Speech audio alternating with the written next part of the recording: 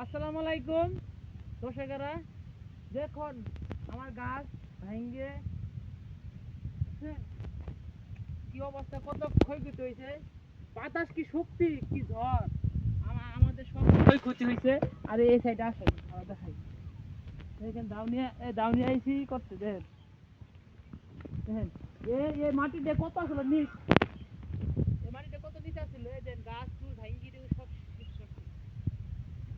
দেখছেন এই ক্ষেত, ধান ক্ষেত কত নষ্ট করতে হবে। এই কাল বৈশাখ ধরে সব শেষ করে দিচ্ছে। ধান খেত আইসি দিদি, ধান খাচ্ছে, মাটি চাচ্ছে, মাটি আবার তুলে লাইছে। ভয়াবহ দৃশ্য। এখানে দেখেন, হ্যাঁ এটা আসলে মানে লেভেল আসলো, আর এটা কত উপরে গিয়ে লাইছে। অনেকটা হয়ে গেলে